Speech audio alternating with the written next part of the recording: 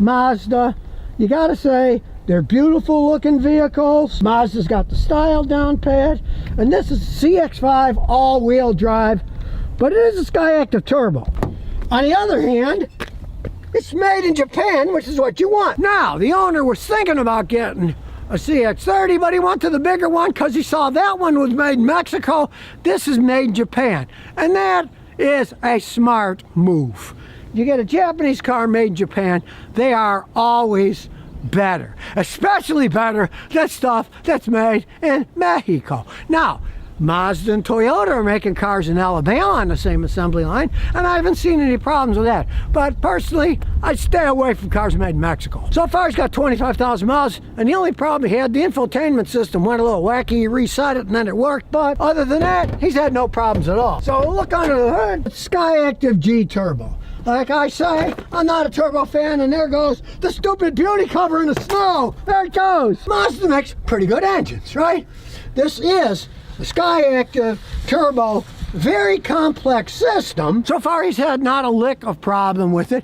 I haven't seen any particular problems. Now, if you drive it conservatively, he gets 27 on the highway. But he says it's more 22, 23 when he gets on it because he likes driving it fast. And considering it's a nice spacious car and it is all-wheel drive, that's what you're going to get in the real world. Don't listen to any of this crap about, oh, turbos get better gas mileage. Now, they do have more power, yes, but realize when they do the gas mileage testing, it's a load of baloney.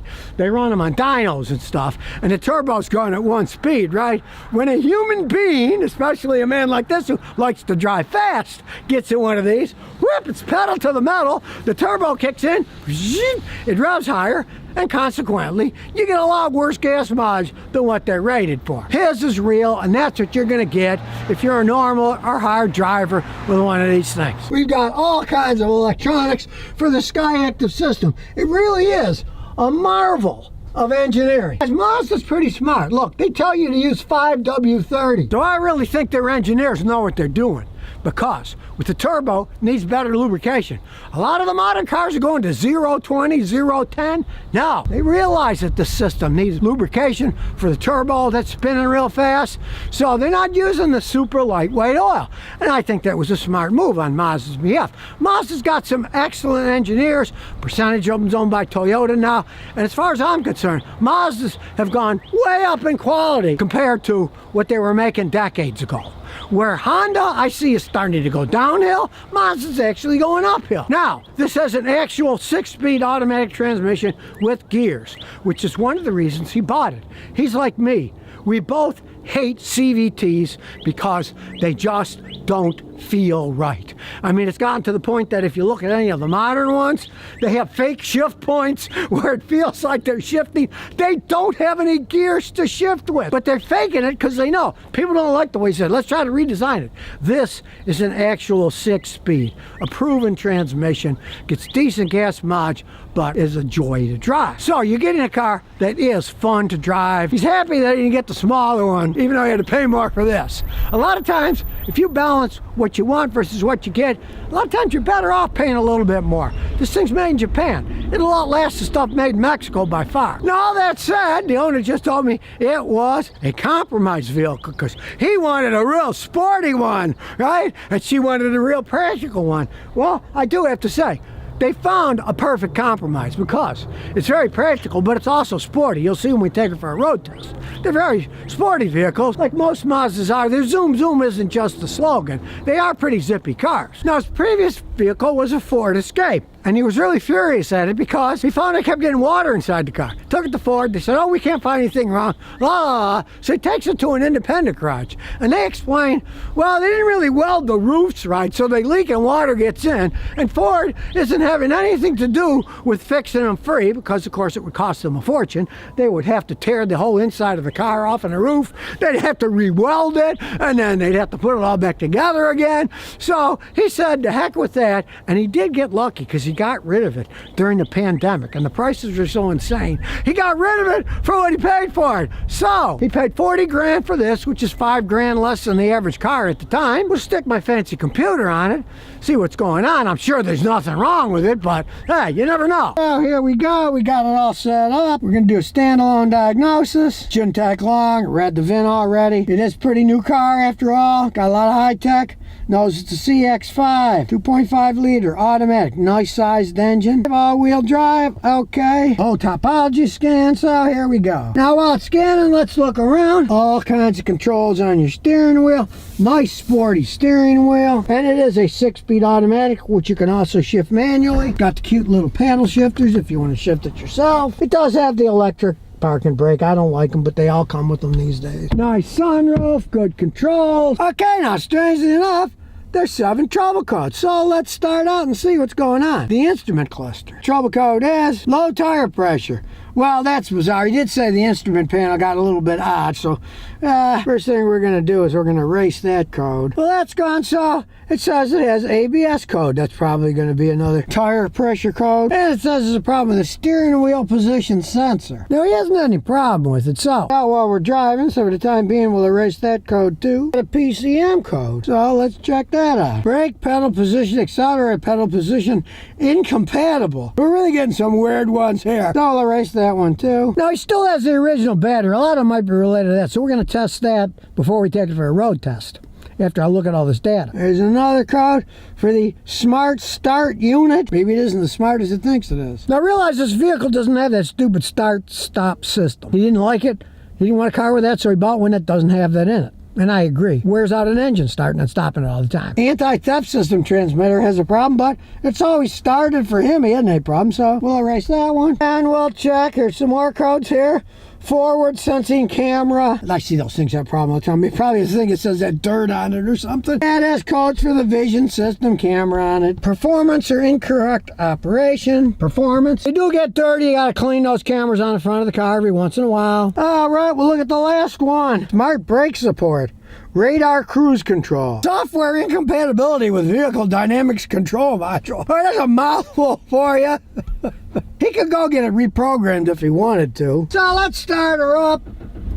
We'll look at some live data. Look at some general data here. Variable valve time is normal. No misfires. Running like a clock. And the Lambda ratio is 1, which is what you want. That's perfect. The owner just told me he thinks some of his other codes came because his adaptive cruise control, in a snowstorm, and everything got covered up, and it said it's not working and such. So me resetting it now will probably fix most of it. We'll look at the rest of the data. The equivalence ratio, look, it's 1. It's perfect. Car's running perfect. So before I take it for a road test, let's check out the battery. So we'll check the old battery out here. Hook up the tester. Get it on nice and tight. Gotta make sure they're on tight or you'll get a false reading. We do battery capacity. Battery. 550. And we'll see what it says. Okay, it's a good battery. The state of charge is 100%. He drove here from Kentucky, so it's fully charged. And the state of health is 70%. It's lost like almost 100 cold cranking, but that's still 70%, so it's okay. A lot of that stuff probably was because he was in a snowstorm with things.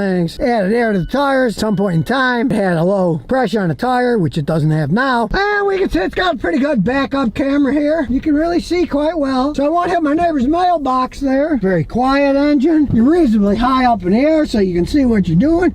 And since it's all-wheel drive, we don't have to worry about the snow, do we? Whee! 6 speeds. Shifts like a dream. And you can see, if you can see what I'm looking at, it does have a heads up so we can see how fast you're going. Even though it's bright outside, I see it's doing 14, 15, 16. Now it's against the road. You can see it a little better probably. Brakes are nicely proportioned. So we'll take it to our little drag strip here. There's nobody behind us. So we'll come to a stop. This is all-wheel drive, so it's not going to burn any rubber.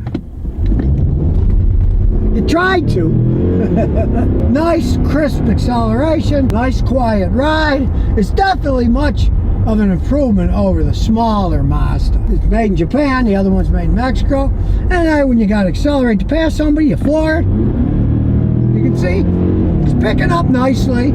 It's got some nice acceleration with that turbo. Mind you, it'll wear things out a little bit faster too, but hey, you can't have your cake, you need it too, right? Nice, somewhat stiff zoom handling. I can feel really nice feedback swinging it back and forth. Got nice handling. Some people might say it's a little too stiff, but Hey, if you want to have some fun driving, this is what you want. Like the owner said, this was his compromise between speed and handling versus functionality that his wife wanted. And when we come to a stop, I agree with the owner. I love it because it doesn't have that stupid stop-start technology where you got to push the button to keep it from doing it.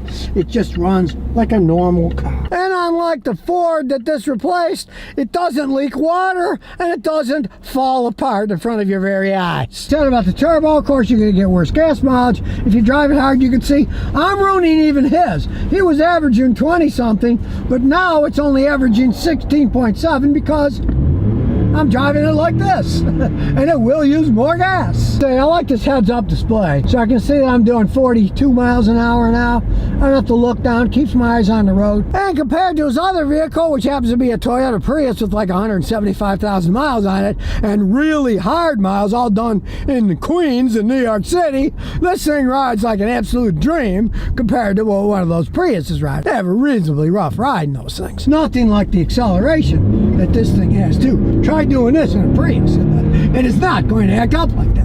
At least with the older Priuses like he has. We're going fast, I'm flooring it, and it's handling like a dream. So what do I think? Well, it is a practical, fun car. It's made in Japan. It's solid built. It handles really well. I'm not a turbo fan because I know they wear out faster and I'm a cheapskate. But it's still a reasonable size 2.5 liter engine. So it's not like some stinky little 1 or 1.3 liter tiny engine pushing it as far as it can go. They look good, they're fun to drive. Hey, and it's not leaking like his Ford did. Strangely enough, he was always a Toyota man. That's the other Prius that he has. But for some reason he decided to buy a Ford, and he said that's probably the last Ford he'll ever buy. So he's content with it. I would be content with this car. Not phenomenal gas mileage, but decent gas mileage. Lots of space, you feel real safe inside, and it's very luxurious. So I gotta say, he made a good choice buying this instead of buying the cheaper 30 that's made in Mexico. This is made in Japan. You can feel the quality in it. That 6-speed automatic tranny shifts like a dream. I gotta say, hey, he made a wise choice. Sure, it was a compromise, but isn't everything in life a compromise? Subaru Crosstrek's got like 64,000 miles on it. He's the original owner. Well, why did he buy it? He had owned Chevys and he was disgusted with Chevrolet, so he thought, I'm gonna try a Subaru. But he leased this vehicle, and after the lease was up, he bought it.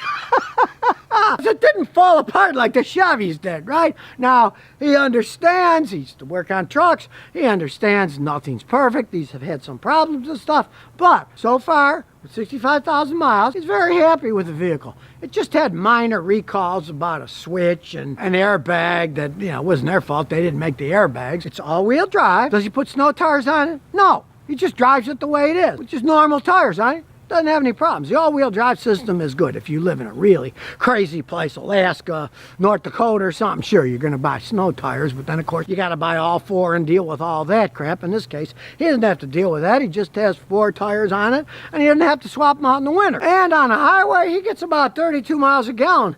It is all-wheel drive, and usually Crosstreks like this, they get in the 20s on a highway. How come his is magical? Because, check it out, it's a manual transmission with 6 speeds. Now, if you want one of these, you better hurry up, because they're not going to be making manual transmissions in them anymore. This is the Crosstrek, and it's a good one. It's one that's made in Japan. Now, they're starting to make them in Indiana, too, I believe. In Japan, I haven't seen any imported here yet, but in Japan, they're doing something novel. Instead of the all-wheel drive, the ones that they're making in Japan, to cut costs, are front-wheel drive only, which is a new thing for Subaru. Almost all their vehicles are all-wheel drive, except for the little race cars, which are rear-wheel drive, because they like them for drifting. But in Japan, they have Crosstreks that are front-wheel drive. I'm assuming they'll probably bring them in the United States for a cost purpose alone. Now, he paid 24 and change for this brand new, and that's one of the ways they sell. If you were going to get, say, an all-wheel drive Toyota RAV4, 10 to 14 grand more than this. I've had quite a few people bring me these Subarus and they say the exact same thing. They said, Scotty, you know,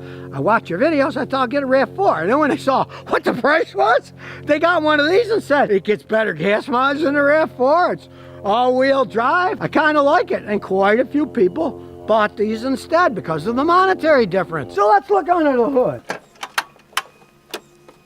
This baby was made in Japan, and it is the 4-cylinder engine. They used to have trouble with head gaskets. That's long gone. Now, you want to change your oil regularly. It's not like the old ones that had rubber timing belts that would destroy things that were a real pain to set up. It's got a chain. So you don't have to think about that, but you want to change your oil every 5,000 miles. You don't want dirt wearing your engine out and stuff, but understand, they don't have head gasket problems anymore. These cars cost less. Pay 20 something for it. Toyota would have been a ton more. But they do cost-cutting measures to sell their cars cheaper. Just like in Japan, they now offer this was only front-wheel drive, not all-wheel drive, so it costs less to make, so they can sell it for less. Subaru engines are kind of bizarre. They're boxer engines, and they have the block, and they have the head, and then they have another piece. And all, aside from the head gasket, all the other gaskets, they don't use gaskets. They use siliconized glue. Now, it's fine to build them that way, and it costs them less, because just think, you're making a bunch of cars, you got to have all these gaskets stored, waiting to put them on, you got to bolt them on, blah, blah, blah, right? It's a lot cheaper just having a gun with glue in it, and go, bolt it on, bolt it on. You got to keep the oil fresh and clean, because you don't want old, worn-out oil eating up that silicone, because when it does, you can buy aftermarket gaskets, and I advise doing that. I would not say glue it back together for a couple of reasons.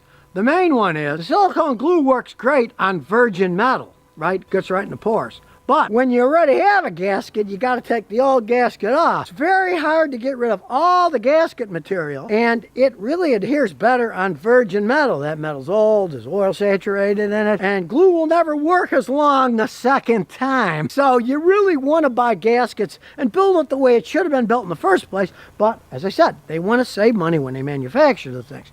Now, if you're the type of person that say, you buy a car and you keep it 90, 100,000 miles and get rid of it, you're probably not going to give a one hoot, because it probably won't leak at all. But if you're like me and you keep them 15, 20 years, 2, 3, 400,000 miles, believe me, you'll be taking it apart to replace the stupid glue, and you would have wished, why didn't these swines just put a gasket in there in the first place? So we'll take a look inside. Solid door. Got that typical boxer sound, and as you can see, it's got 64,814 miles on it. Black and silver. It's got heated seats. Hey, in a car at this low price range, that's a pretty good deal. And check it out, my favorite. It has a mechanical emergency brake. I hate the electronic ones. Realize this, if your electrical system goes dead and your battery goes bad, you will no longer have an electric parking brake, because it works with electricity, right? And if you watch the video that I made the other day, well, a Honda, the guy, it was even worse. He had an electronic parking brake, but that wasn't his problem. His problem was the battery went dead, and he couldn't get in his own car because the remote didn't work anymore.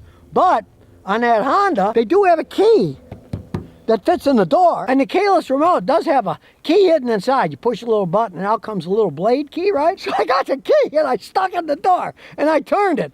But nothing happened, right? And I thought, well, the guy did say the car had been wrecked before he bought it. Maybe they didn't put the door back together and the hinge pin isn't in there that locks and unlocks the lock. But lo and behold, I took the door apart only to find there is no mechanical parts in it. It's just an electric switch I was turning. So guess what? The battery was dead, so the switch isn't going to work. He couldn't get in his own car, and we had to get a AAA guy. Luckily, he was a member of AAA, and he came with his tools, and he bent the door with the little squeegee, and then he reached in, he unlocked it, and then we put a new battery in the car. I mean, can you imagine you're locked out of your own car, even though you have an emergency key? What good is the emergency key? That's what I got to say. In 2024, they're not going to have the manual handbrakes anymore, so poop on that, you know. Then again, you know how that always goes. It's actually cheaper to make the electronic stuff. That's why they switch over to them all. It's just like electronic power steering in a car. It costs a lot of money to make a power steering pump, high pressure hoses, a high pressure steering rack, costs a lot of money. When they went to electronic assist power steering, all that crap, all of it, was replaced by an electric motor. Now, of course, the electric motor is going to short out. When it gets wet, it's going to wear out. It's electronic parts, they always break. They won't last forever like a lot of hydraulic systems do. But they're infinitely cheaper to produce, so that's the way they're going to make them. Now, he's even still on the original brake pads on this, but it did leave him stranded the other day. But he realized it was his fault, but kind of their fault. because he says he likes the simplicity, but he wished it had one bit of not simplicity, and that is a warning buzzer that your headlights are turned on. Even my old Matrix 07's got a warning buzzer. If you walk out and the headlights are on, it'll buzz and warn you. In my wife's Lexus, it turns them off automatically when you turn the key off, so it doesn't even matter. But to save money building it, this doesn't have a buzzer, and he left the headlights on, so he had to get a jump start. But it's still got the Subaru battery in it, and after charging it up, it's still going down the road. So, of course, we're going to do a scan of it to see what kind of shape it's in. Okay, it's got the SOS system. Now, it was free the first year. He pays for the ultimate premium one, which is $149. You can get a $99 one, but he figures the safety's worth the extra 49 bucks, you know? Here we see we got the Crosstrek, and we'll do an auto scan. So while it's doing that, we'll look around some more. Really nice upholstered seats. Now, a lot of people these days are like, oh, I have to have leather seats and blah, blah, blah. Hey, these cloth seats are super comfortable. They're warm in the winter. They're cool in the summer, unlike leather, which is the worst. It's cold in the winter and hot in the summer, right? They can last forever with minimal care. They look nice. They're a lot better looking than they used to. They got them pretty snazzy looking. They're super comfortable. Hey, you keep your cars a long time, you're better off with cloth seats. It's just the way it is. The scan's done. Now you can see a lot of stuff is perfectly good, but we got a few codes here. We'll see what squirrely things it decides to have. Well, not the most important thing, but it has an infotainment code. Let's see what the infotainment code is. Okay, here we go with infotainment code. CAN communication failure, Bluetooth module, backup camera, damaging a coil due to electric current to the speaker coil. This is the level of technology. See, he thinks he got a simple car, but then when you find out a damaged coil and a speaker to the computer system of the car, it is not as simple as one may think. So we'll erase those codes. And we'll see what other squirrely ones exist. Let's see, it's got a problem with the power steering, or so it claims. ECU fault 1, the CPU fault. Says the computer has a fault in it. Again, he never had a problem steering it. Now, a lot of times, he did drain the battery out, see? And when you get the battery that low, the computer can trip squirrely codes, because the computer has to get a certain amount of electricity from all the sensors if they don't work right. So all these codes that you got could easily come up because the battery went flat. So I'm going to reset them, and I'll bet you none of them come back after we drive. Body control module has a code. See what that is? Battery control power supply. See? Exactly what I said. We'll erase that too. These modern cars are so complex and sophisticated, when a battery goes bad, well, it sends wrong data to everything, and then the computer starts thinking, there's something wrong here, there's something wrong there. So we're going to erase them, see what comes back after a road test. And I'm sure the last code's probably going to be the same type of thing, but we may as well look at it. The combination meter has lost communication with TPM control module and or keyless control module. So we'll erase that too. So let's start it up and we'll look at some live data. You can see the long-term fuel trim on bank 1. It's got 2 banks.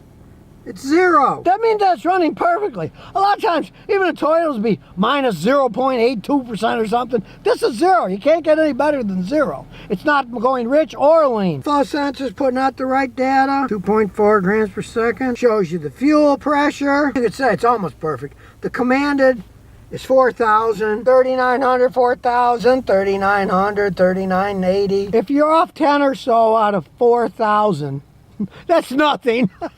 And again, that's why I love machines like this. It used to be I had to go in there. I had to have all the adapters. I'd have to take the fuel line off, put up a fuel gauge, hook it up, and then watch it. This is all done. The car computer always knew the pressure on these modern cars, but with a machine like this, you can access it. So you don't say like, well, maybe the fuel pressure's low. You know, let's guess at the expensive fuel pump and spend $800. No, you can find out one of these machines right away. If it is low, well, hey, you have the data. You're not just guessing. And you can see we can go on. The battery terminal 14.3 volts. That's good. No EGR errors. Gives you the exhaust. Variable valve time data. Shows you when misfires occurred. Well, they're all zeros. So it doesn't have any. Check this out. Number of pre-ignition detection caused by out of fuel. This car can even know if you tried starting it when you were out of fuel.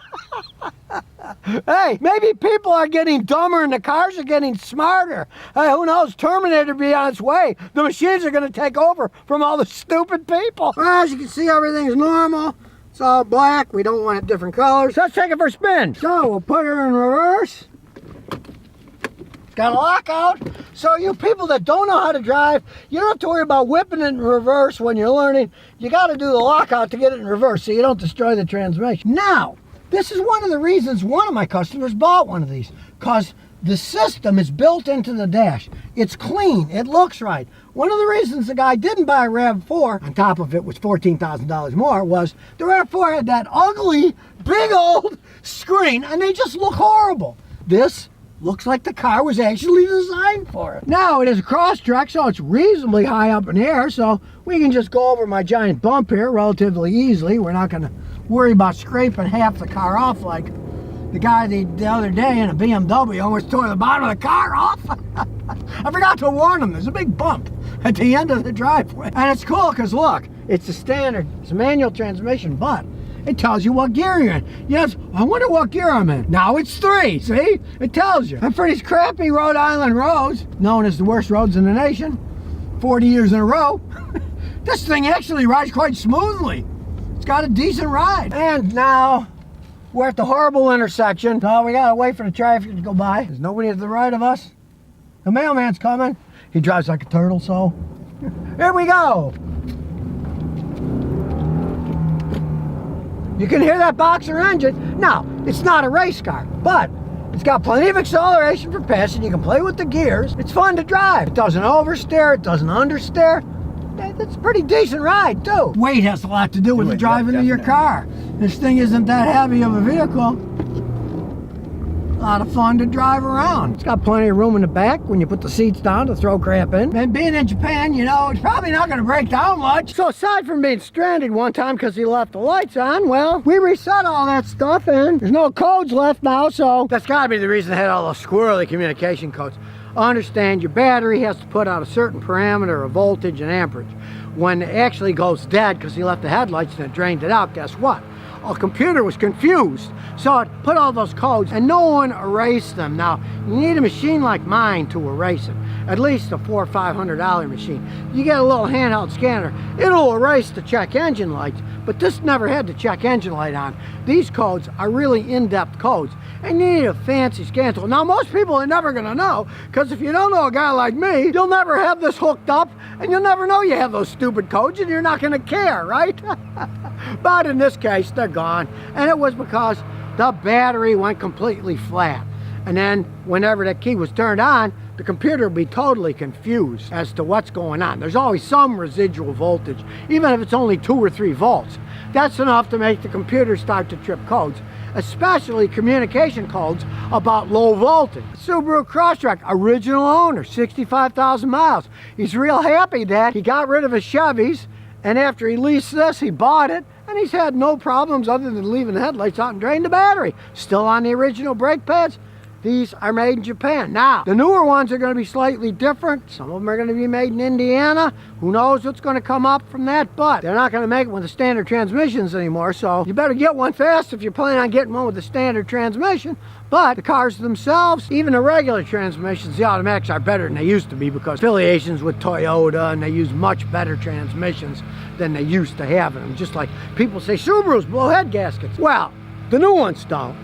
Now, some of the 6-cylinder ones do, but these are all 4s. You're gonna get a Subaru, get a 4-cylinder. Don't get a 6, they have more power, but they have more problems. I wouldn't touch a Subaru with a 6-cylinder engine. Everything you want to know about a Lexus IS 250, including should you buy a 250 or a 350, should you buy new or used, 2008, customer just bought 3 weeks ago for $6,000 on Facebook Marketplace. What a deal. Now, these are basically compact luxury sports cars. And this is a fancy one. It's all-wheel drive, so it even handles better than that. You can get them rear-wheel drive or all-wheel drive. Now, you can only get an IS 250 used because they don't make it anymore. The big difference, of course, is the size of the engine. One's 2,500 cc's, one's 3,500 cc's. You open the hood, both the 350 and the 250 have Toyota's legendary V6 engine. We'll take the top off so you can actually see it. Only you're pushing 100 more horsepower with the 350. Let me tell you, this thing is fast enough. They're small cars with the 2,500 cc engine. Plus, it gets better gas mileage. Now granted, the 350 is a little bit quicker. You're not going to be able to get a used one for $6,000, let me tell you. 12, 13, 14, 20, whatever, they're much more expensive. Now they're both luxurious cars inside. The only real difference with the 350 is it does ride a little bit smoother. It's a more expensively made car, but the IS series are all, as you can see here, made in Japan. They hold up, and when they do make a rare mistake, as in the case of this one, that is the problems with the sticky dash and interiors, you're not going to believe this. Oh, this is a 2008. The Lexus dealer, because they have problems. The car's getting sticky and the dash getting sticky. I can feel the stickiness here. They're going to replace the dash and all 4-door cars. All 4 of them. Absolutely free. He just bought it used. He didn't buy it new. That is how much Lexus cares about their customers. Compare this to, say, Fiat Chrysler. If you saw my video a few days ago, we had one here. It was 3 years old, and the head was breaking on the Pentastar V6 engine. Chrysler refused to fix any of it free, and they said, well, we could put a new head in for thousands, but we really advise you replace the entire engine. That was the 3-year-old one. This thing is 13 years old, and they're going to replace all that stuff free at Lexus. We've got a completely different universe going on here. Look under the hood here. I took the beauty cover off, and you see, oh no, look at all this corrosion. Well, it is corroded, because that's aluminum. If I would take the valve covers off, the insides would be perfectly fine, because they're coated with oil. That's just the outside, and aluminum does pip. So that tells me the previous owner of this car was either up north in Chicago or something where they put salt on the road, or they lived in Florida on the coast somewhere where the salt gets on it. It's superficial rust. Now you want to make sure they don't have any rust at the bottom, so let's look underneath. So we'll go underneath and take a look. Frame solid as a rock. Now, yeah, you can see the exhaust system here. It's got some rust to it, and you can see there's leaks on it where they put fiberglass stuff on it. You can see there probably the rust belt. You expect to change exhaust parts. A real pro would just weld new pipes on it. You can see those pipes have got corrosion on them, but this part here is still solid. You just want to weld some new pipes on. That's peanut money. You don't have to go to Lexus to buy pipes. Pipes are made out of rolled steel. The good muffler shops, they got machines and they got raw pipes. They put it on a machine, and the machine goes through its computer, and it bends it exactly the shape to your part. Guys don't even stock that stuff anymore, the pipes. They have the raw pipe, and they bend it to fit, and then they weld it on. It's no big deal. You don't have to go to the Lexus dealer to buy super expensive exhaust. Now, this comes with aftermarket wheels. I gotta say, I like them better than the stock. They're really sharp. He still has the original ones, but unfortunately, they're all pitted from people hitting curbs, so. And this being the all-wheel drive version, it handles like a dream in all weather. It's his first car. He's only 17, but here's the advantage: the IS 250, less horsepower. The insurance rate is much better than in one like a 350 that has another 100 horsepower. And after all, it is his first car. We're gonna take it for a ride, and you'll see it's plenty fast enough. Let's see if it starts. Now you will hear a little noise. That's the poorly patched exhaust. Normally they don't make any noise at all, but you can modify them any way you want. Same with the engine. If you want more horsepower, you can start modifying this engine, but as I say, let's take it for a ride first. So we're sitting there waiting for a car to go, and what do you notice? Nothing. It doesn't check. The only thing you hear is the leak on the exhaust pipe. I mean, what the heck? It's no big deal. But these things are so smooth, it's unbelievable. And we'll wait till this car gets out of the way, and we'll see how fast it really is. Not exactly a slouch. Smooth shifts, handles like a dream. That's what these things are for. You can corner on these things, but at the same time, they have a very smooth ride. Granted, if you bought a 350, it's quite a bit smoother. It's got upgraded suspension and stuff, but hey, this is a fun sports car to drive around in. It really is. When there's no one around, you want to mess around. These things really, they don't oversteer, they don't understeer. And of course, in this case, it's rear-wheel drive and front-wheel drive with a very complex Lexus all-wheel drive system that sets the drive proportionally depending on road conditions. They know what they're doing in Japan when they build these things. And of course, being a sporty car, you can put it into sport mode. We'll start out in 1, then you can really drive more zippy if you want, and then shift it manually, pulling on them. There's all kinds of things you can do.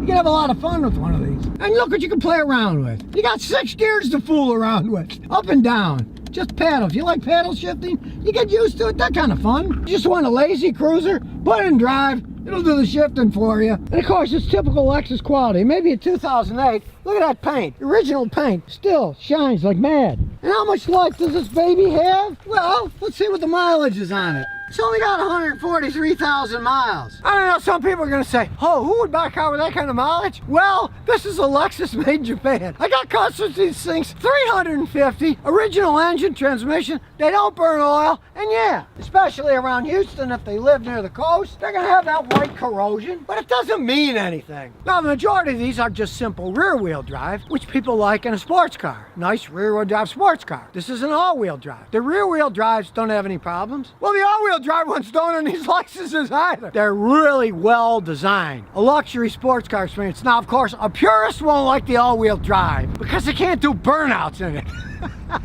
You can, but you'll ruin the transmission. Now, as usual on Toyota Lexus quality, the AC still works, all the windows and all that. And as a bonus, people complained about the sticky dashes and the doors. He's getting them fixed free. I still can't believe it. Now, it only goes for another month, and then the time limit is up. But he bought this thing used, and he's getting all that done free. So it will really look like a new car, and it isn't going to cost him anything. But you know what I like best about this car? This, the beautiful Lexus front. You know how I hate those new scowling ones. They look like something from Home Alone or The Scream. Ah, it's a look I like. Nice, conservative, beautiful looking car. Not those horrible plastic fronts with the giant mouths. I still, for the life of me, can't understand why they make them that way. I think it's the ugliest thing that anyone ever designed on such beautiful cars. Now, if you want an IS-250, you gotta buy a used one because they don't make them anymore. When they were new, hey, they were 10 grand cheaper than the 350s, and like I said, the 350s were faster. They got a little bit smoother ride and all that. They're still sports sedans. They don't ride like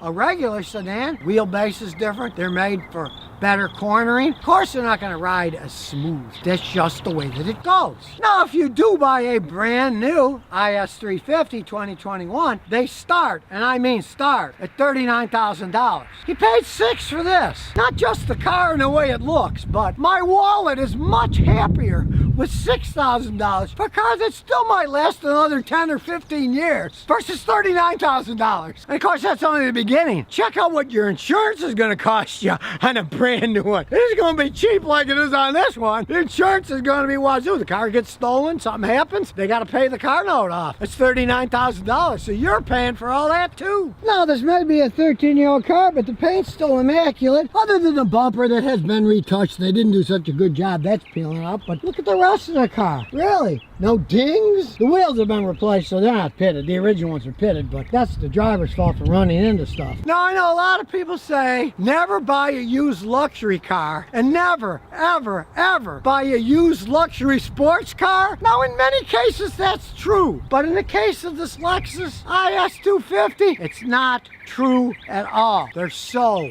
well made. Where else are you going to find a company that on a 13-year-old car is going to give you all new interiors absolutely free? Nobody else does anything like that because they care about their customers. Now, if you're like me, you take advantage of other people. You let someone else spend the 40 grand on a new Lexus, then wait till it's older and get a deal, because that is the best deal. You get a car like this, $6,000. You can't beat a deal like that if it's a good car and it was taken care of, and this one was taken care of. Sure, it probably came from up north, but even back in 2008, Lexus was putting anti-rust stuff on their cars so that you don't see the fenders rusting out like you would on a Ford or on a Chrysler or on a GM. No, because they built them right in the first place. So if you're looking for a fun, and in this case, very inexpensive, you can find one like this for $6 grand. Hurry up and buy it before I find it and snatch it up. So if you never want to miss another one of my new car repair videos, remember to ring that bell.